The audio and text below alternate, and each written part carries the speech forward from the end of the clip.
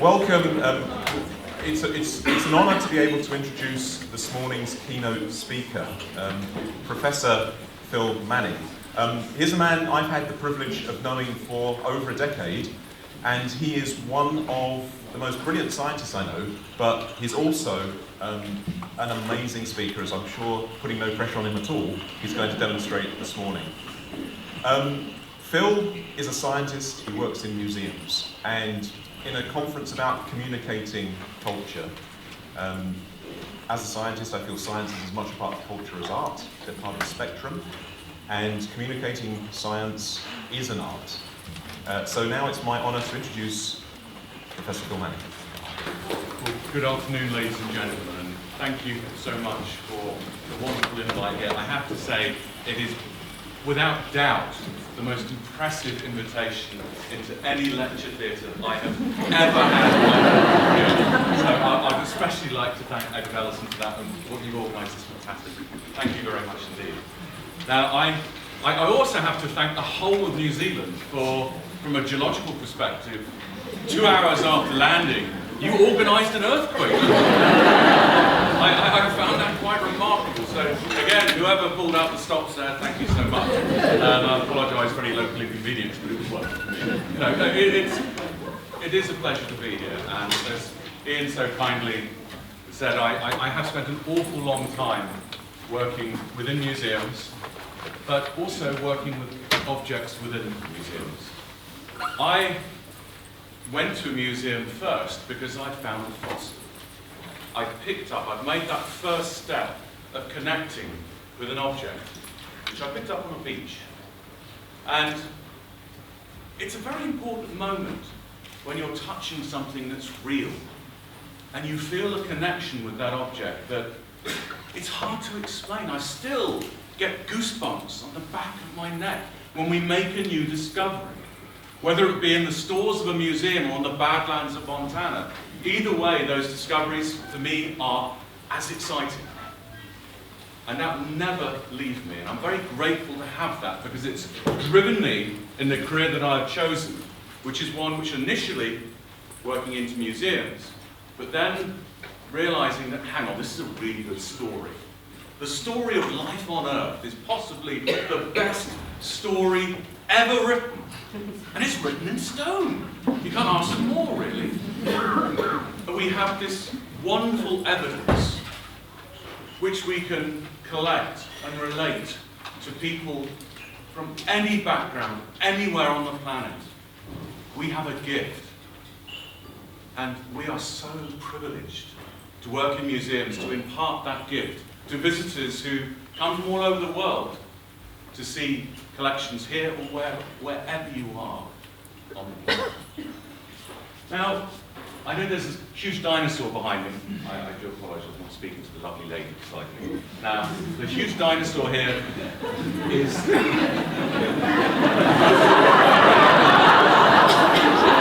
I'm not going over that side for a while. No.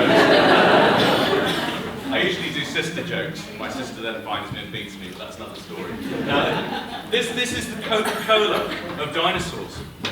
I can be in Tibet, I can be in Patagonia, deepest Lanzhou province in China, anywhere. And once I understand, I can try and learn the local word for dinosaurs. So in China, it's going to be lung. And everyone looks at me and goes, lung. The next word that's said back to me is T-Rex.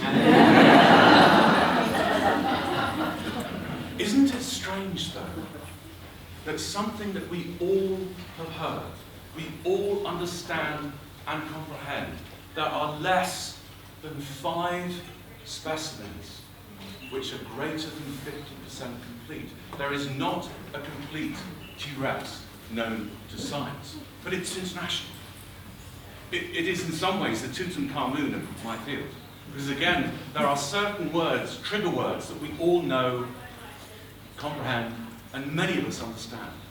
But it's getting this understanding to a level where we can really do something with it, that museums play such a crucial role. And whilst I spent many years working as a curator in museums, when eventually the university worked out, and be careful I'm being filmed, that overhead they could get more if they put me into the department, I snuck across the road into becoming a full-time academic, but the first opportunity I could, I brought my centre back to a museum. Now, I should say, I'm going to quickly bring in STEAM. Now, you probably all reckon STEM. Everyone has come across STEM. And I'm just curious, can I have a show of hands? Who has come across, and it's nothing to do with engines, STEAM? I'm just curious, STEAM, it's really good. It's all over the US at the moment. I'm fascinated because I'm really pleased. While I was doing my degree in atmospheric physics, I also did one in fine art. I love sculpture. It helps me understand three-dimensional form. It helps me when I'm teaching anatomy. It's an appreciation of three-dimensional form for me is crucial as a scientist.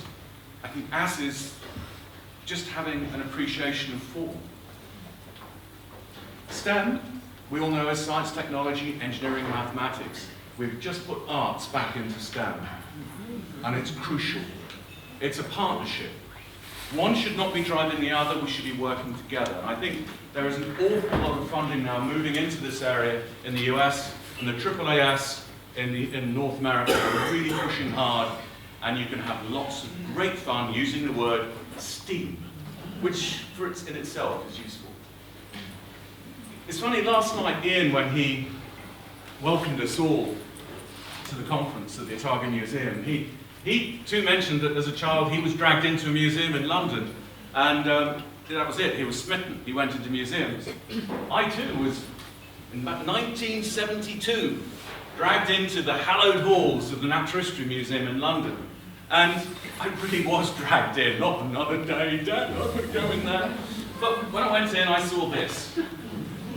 Which is actually no longer there. They've taken Dippy the Diplodocus down. Apparently it's nothing to do with entertaining people and fitting more people in for weddings and so on. But anyway. But it's there now, they're suspending a whale. I said, suspend the dinosaur. Dinosaurs couldn't fly, I don't care. But it's a remarkable thing. And when Carnegie donated this to the British nations, he did this dinosaur to many places around the planet. He started off a fire of passion for children about dinosaurs. It's not just T-Rex that can do it. Almost any of these, I love to call antediluvian beasts, they capture our imagination. And I use these as a shoehorn to persuade folks that would have looked like me in 1972 to become scientists. Science has had a bit of a rough ride over the last few years, and I always get quite sad about how we're having to sort of reclaim key areas of science, whether it be Darwinian natural selection, through to just simple understanding of basic physics, chemistry, biology. We seem to be rendering science to a point within the media that it's terrifyingly oversimplified. Right, Einstein did say science should be made as simple as possible, but not simple. And I think we're really, this is where museums have such power, because the object speaks for itself. And what we see often in the media is usually someone pouting a camera with a hero shot spinning around them at the camera. It doesn't tell us anything about the science. I want to see objects. Now, the work that we do in my group is quite diverse. Everything from Henry VIII's ship, the Mary Rose, the archers that went down with the ship.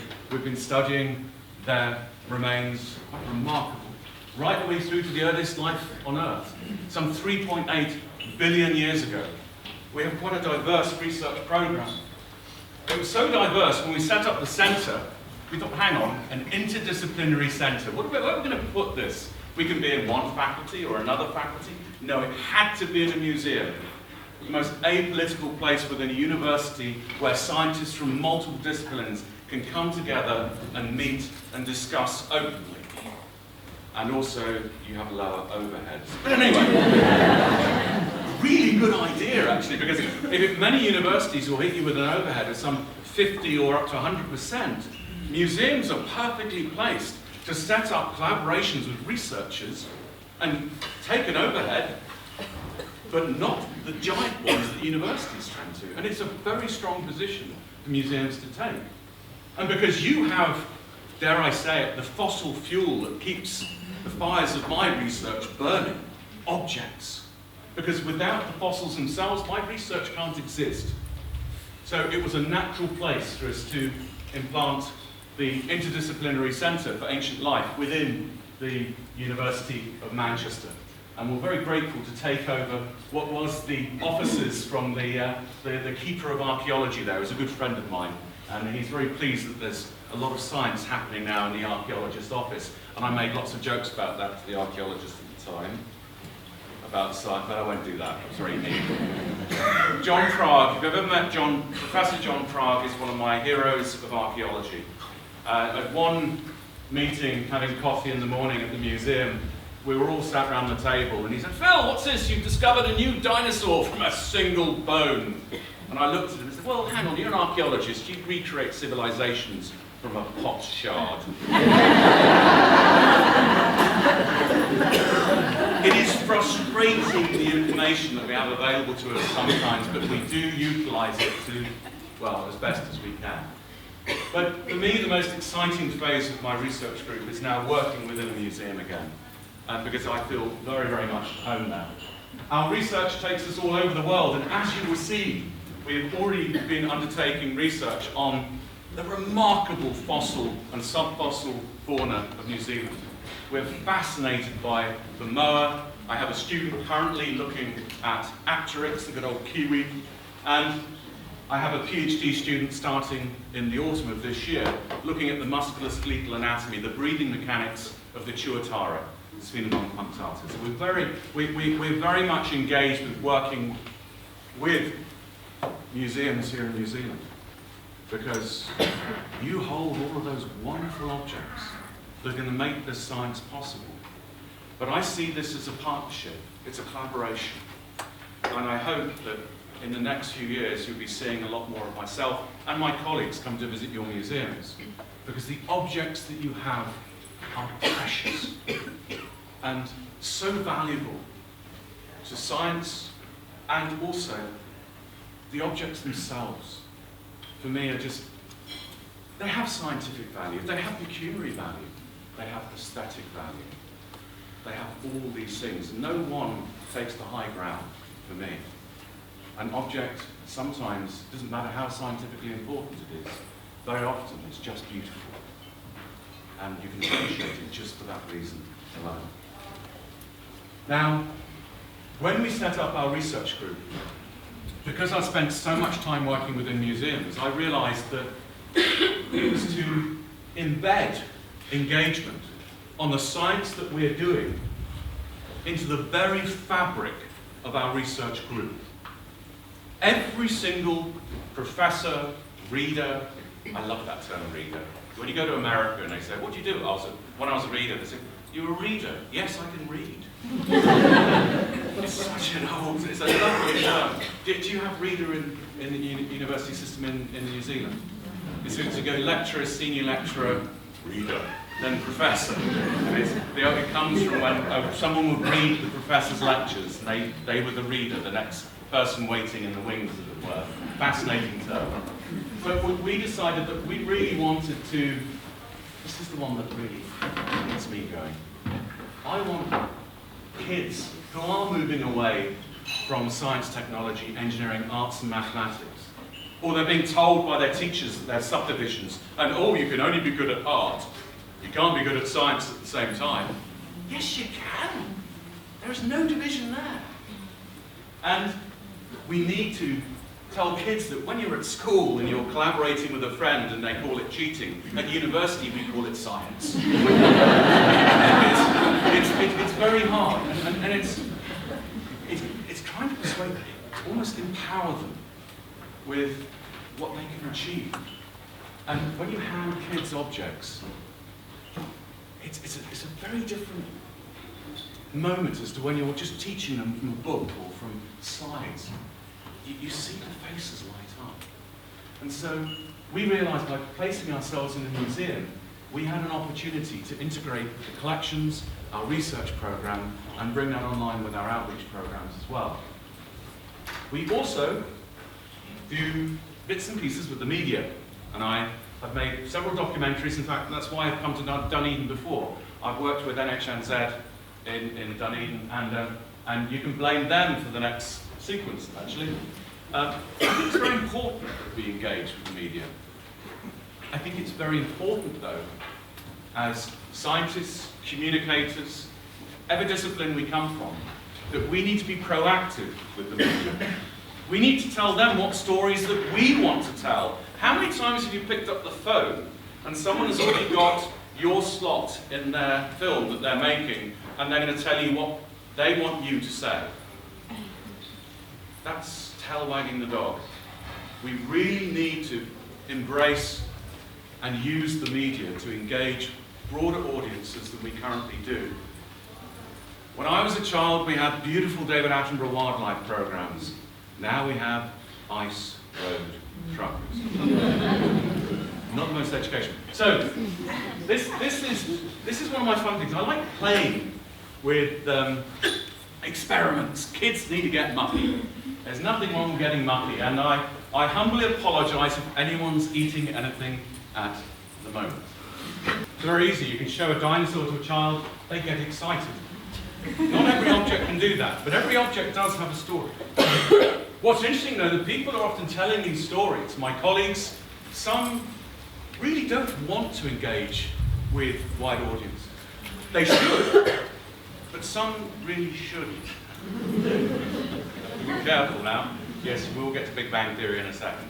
Now, we have an identity crisis as a field often, where we're often, in my field, by other scientists, paleontologists, often seen as stamp collectors. Nothing wrong with that. I collected stamps my whole childhood, but they see us just as collecting objects. But we're not just collecting the object.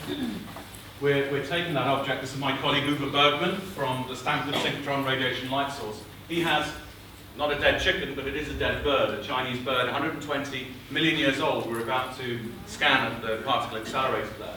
And we know we're dealing with a top physicist because he has a German accent. You cannot beat it when you're at the synchrotron and you're going, yeah, it's physics, is that? And you go, yeah, we know you're a great physicist. Joking apart, this is a gentleman who might be online for the Nobel Prize for Physics in the next 2-3 years for his work looking at photosynthetic pathway B in photosynthesis in plants. Because believe it or not, that amazing reaction that takes place at temperature, we still haven't quite understood it.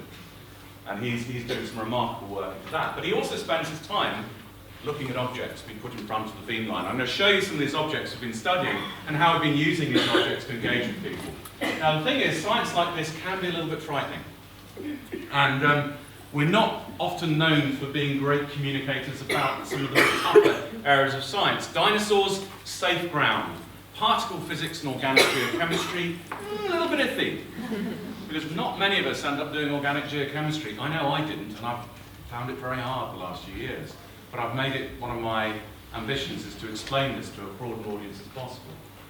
So the problem with a lot of academia as well, we tend to sort of be perceived as being in our little ivory towers. It's quite frightening. And but is this the dominant culture in universities? It's interesting. There's been recent reports published in the UK which have suggested that we're not very good at engaging with the public, and how the public perceive the research which is going on in universities as being everything from elitist. Basically, they just don't want us to be engaged with. And that really worries me. That's something we have to turn around. But let's be honest, we've all been in lectures when we were at school, and we've sat there thinking, it's terrifying. What on earth am I, what is this person trying to explain to me? That's something which I've taken with me throughout my whole career, because I've realised it wasn't my fault if I didn't understand something. It's down to the person who's doing the explaining. We have to be storytellers. I'm very lucky. I worked with a gentleman by the name of Chris McGowan, and some of you might have come across Chris 30, 40 years ago when he was working here in New Zealand. He did the seminal work on the kiwi, on its anatomy. Brilliant, brilliant man. And we'll come back to some of Chris's views in terms of engagement later. But he is an elegant and eloquent storyteller. We are all storytellers if we work in museums. We have to be, because the objects demand it of us. They really do. So here's the problem. Can our message become lost in translation? Because if we cannot get that message over, we're in trouble. We laugh, but that could be translated multiple times when we've been explaining something. And it's easily done. And it's important that we explain what we're trying to get over. We need to really explain the science. It's more important, though, we're not just explaining it to one of our colleagues. We have to explain it to the non-specialists. That's the toughest thing. That's why I send all my PhD students to go and teach in primary schools. They find it terrifying. Because if you can explain something to a 5- and 6-year-old, there's a chance you'll get it over to an undergraduate.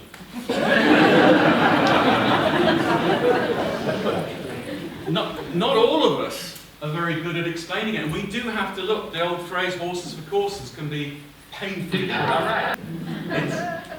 We've all been in lectures where you feel, hang on, I haven't really understood what's going on. But we do have to engage. Engage is a two-way process. And it's something that, when I look at Big Bang Theory, it's actually taught me an awful lot about how I teach and how I engage. And we can be very frightening and arrogant when we speak to our students because we're the professors. But one thing I've learned most in the last 15, 20 years is I've learned more from my students than I have from any book. And I love taking on graduate students so they can teach me. They think they're coming to learn in my lab. No, they're coming to teach me.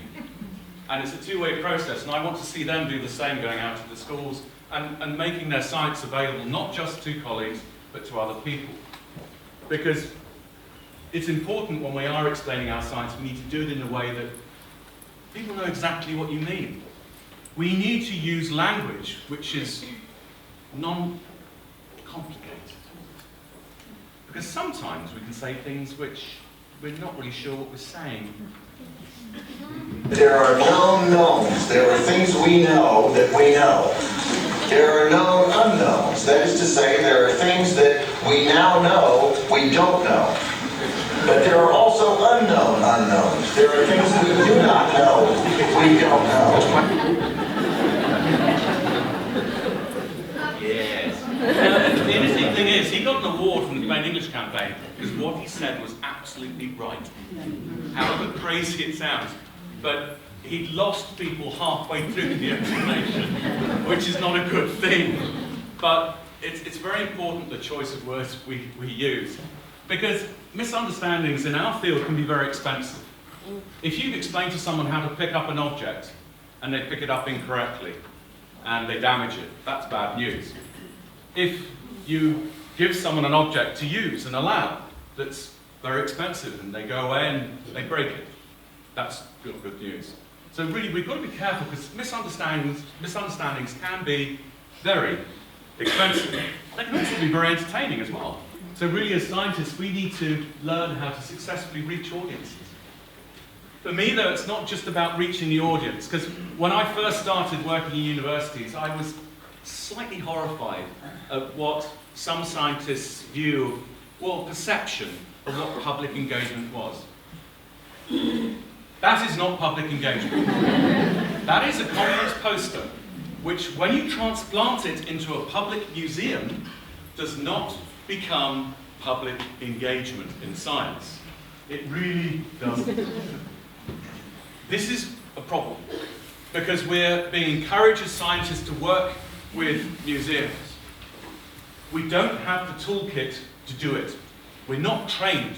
We're not trained in making digestible chunks of text which people can understand, but doesn't render the content to the point where it's meaningless. You have remarkable skill sets in building exhibitions, the content within those exhibitions, and there is an important point that we need to learn from museums as a whole discipline. You have a wealth of knowledge and experience that most scientists would dream of when it comes to engaging with our own fields. Whether it be when we're building exhibits, and we're very lucky The 15 years I spent in museums, I built exhibits and we toured them around the UK. So when we get a Royal Society Summer Science exhibition, we had 5 paragraphs of text. It took me about 6 months to write those 5 paragraphs and render 3 years of research into those 5 paragraphs, and have to back my colleagues off who were coming to me with books of text which they wanted on the display. And you go round the Royal Society exhibit and you see giant poster displays, but because it's bigger, you can get more text on it. There's not any of the images or the objects which so drive the research that we do. So we can learn from museums an awful lot on how to stage our science. It is theatre. You make people feel when they see an object. We should be able to do the same with science. I shed a tear when a beautiful object is shown to me.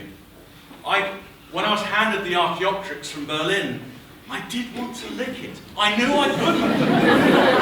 Because we were looking at chemistry at the time, and that would have been bad.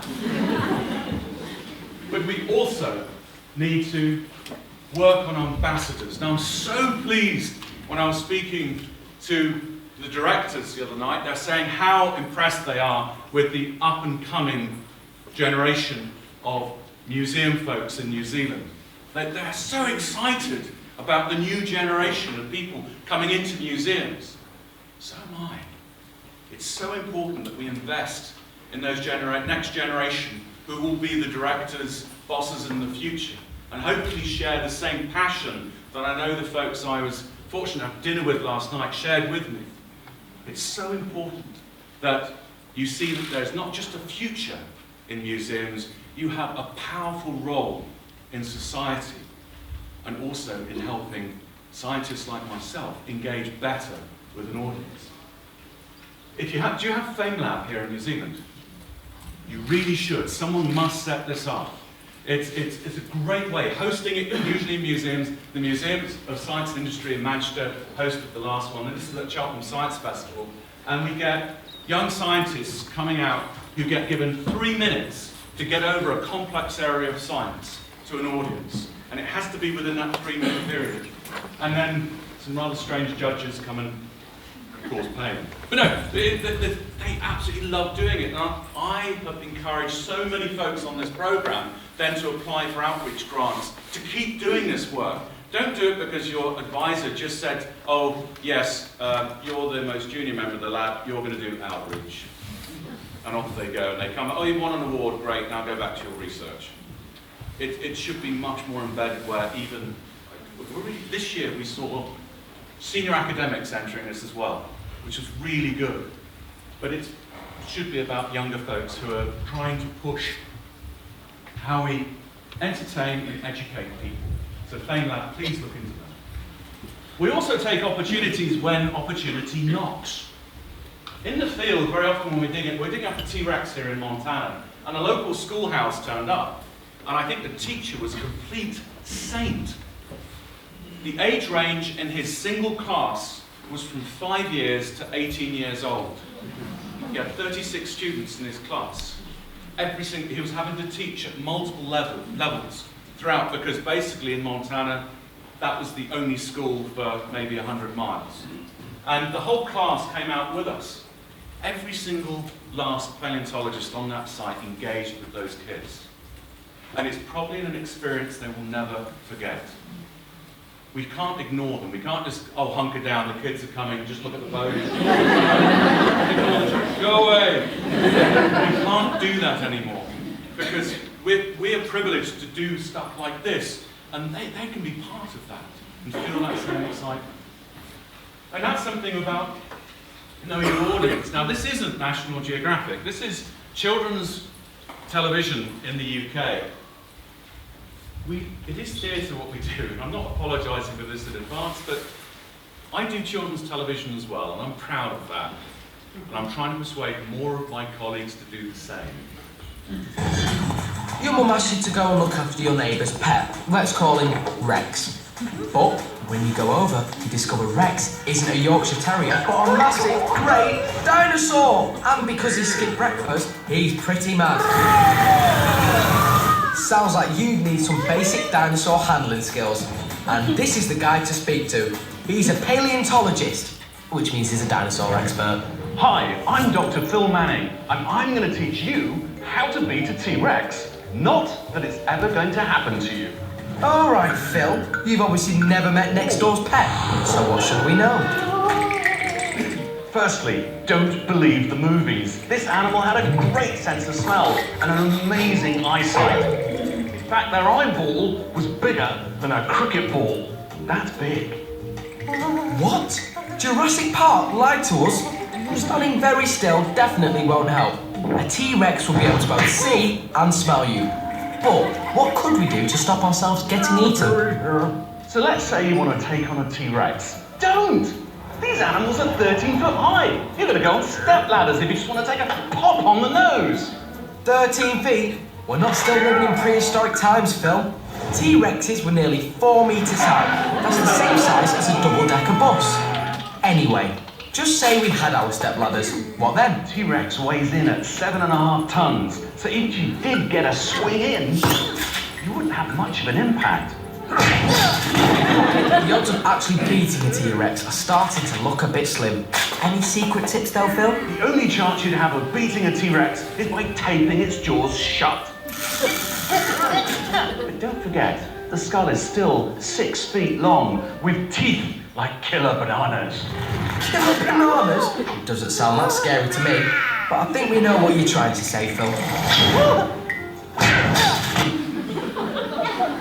Now, it's not for everyone, but believe it or not, the content in that 2 minutes and 20 seconds was as much as what you get in many 20-minute science documentaries now, in terms of, we dealt with the site, we dealt with we did with metric and imperial, that was all deliberate, it wasn't really, so it's amazing what children's TV can do.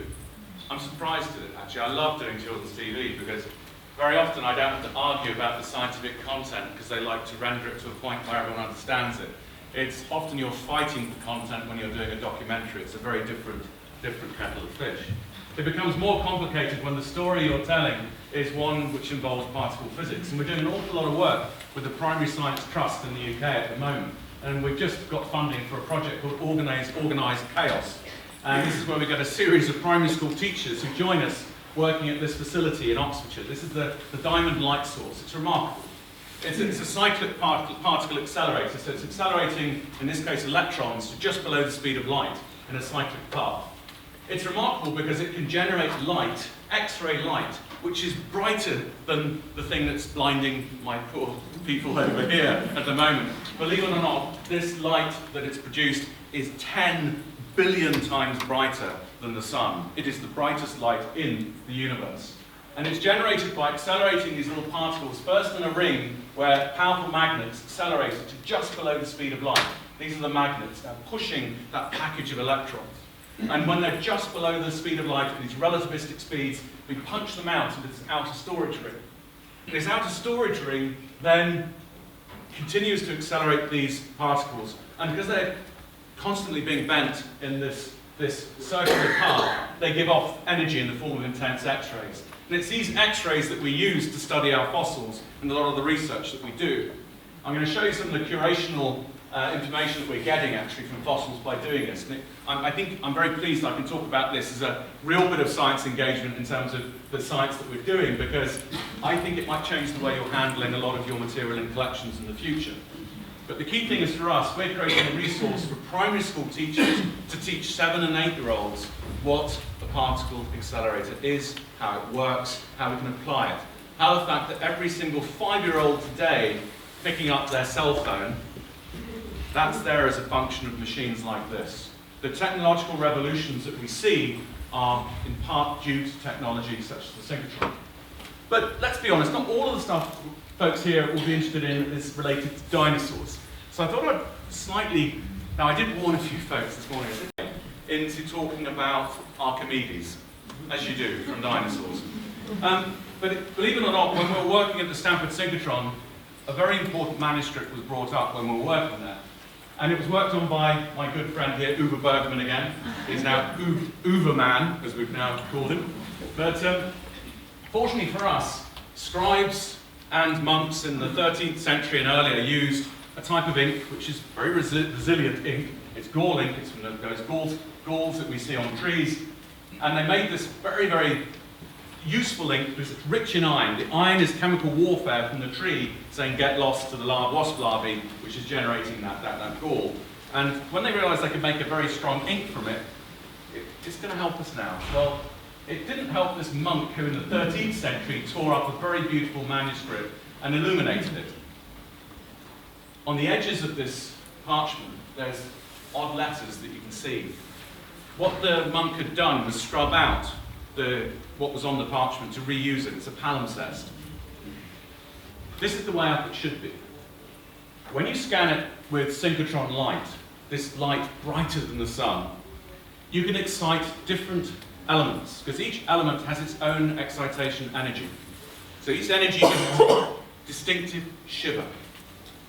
In your collections, you're going to have objects which have distinctive shivers that you haven't yet nudged, that can show you information that you've never believed was there. Beneath the illuminated script are the words of Archimedes. This is his method of mechanical theorem. This is the Archimedes palimpsest. When you zoom in on an area, you can see the brighter writing is on one side of the parchment and the duller on the other. We've been working with the NASA Ames laboratory actually to use algorithms to strip the two different sides of the paper apart. But it was hidden, it was a chemical ghost. Think of the potential for archaeological objects, things which were once pigmented, pieces of art which have faded. There might be a ghost of the image still present, albeit that you can only image using X-ray light.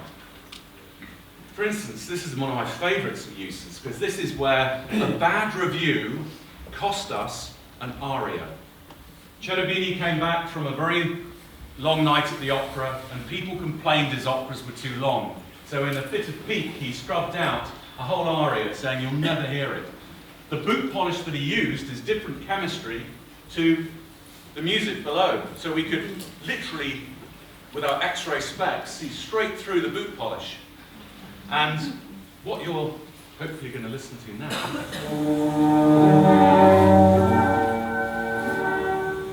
no one's heard this before. This is the debut of one of the most depressing arias ever written.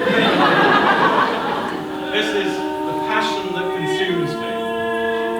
But we're listening to something that we shouldn't be able to hear. I think that's remarkable. Imagine what is hidden. No, that's enough. But imagine what is hidden in the depths of your collections, in objects that we felt were merely echoes of their former selves. There is potential there, and that, for me, is astoundingly exciting. And we've been doing this with fossils, and remarkably, the curators at Berlin and several other museums loaned us possibly one of the most valuable fossils known to science, Archaeopteryx. This is this beautiful feathered animal in the Solnhofen limestone of southern Bavaria. I was utterly terrified picking it up with the curator who flew with it from Berlin. Going from the airport in San Francisco up to the particle accelerator, it doesn't matter where you put it in the car, you imagine vehicles hitting you and destroying it. And so in the end, we just put it in the boot and just drove and thought, please, no one rear-end me. And the fossils are beautiful. They show the ultimate missing link. You've got both avian and reptilian characters. They're remarkably precious, and they have these gorgeous feather impressions. When we look at it under synchrotron light, this is just calcium you can see now, and it's in a limestone, so the bones and the limestone are in sync with each other, but the amount of calcium in the bone is the same as what it was when the animal was alive 150 million years ago. We then look at things like phosphorus.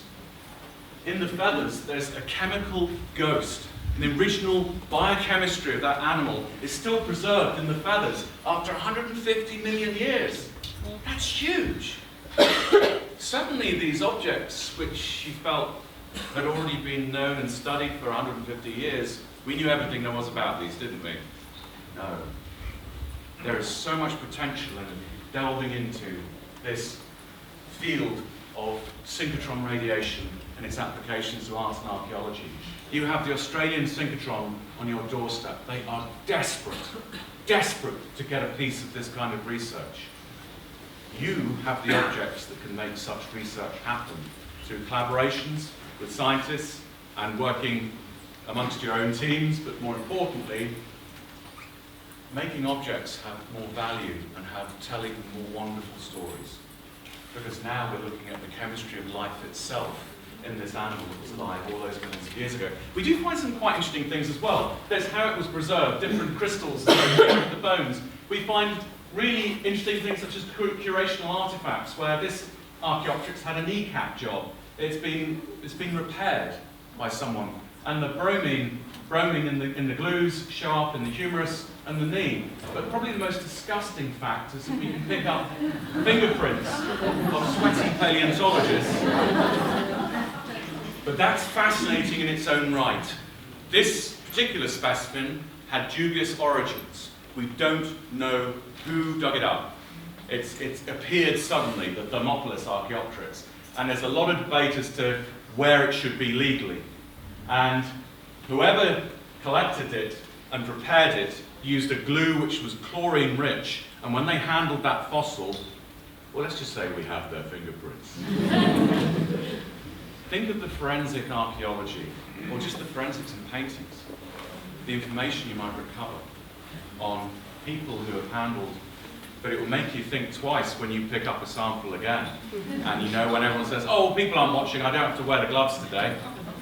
You don't need to have people watching to see when you've been handling fossils or whatever it is anymore, which is quite interesting.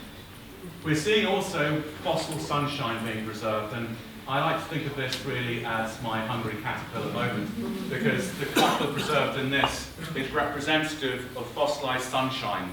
The chemistry here belongs to a key metal binding molecule which is involved in photosynthesis. But what is so interesting is this leaf is 50 million years old.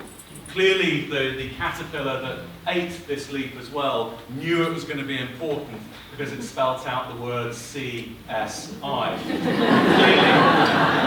Clearly they knew we were going to investigate it later. So we can see there is a wealth of information to be recovered. But it's not just the fossils themselves which are exciting us, but it's extant, living animals. And by studying life on Earth today, we can better understand what we're looking at in the past. And the tools available to us. Now, how many of us, when we were kids, looked at the chrysalis of a moth or a butterfly and wondered what was going on inside?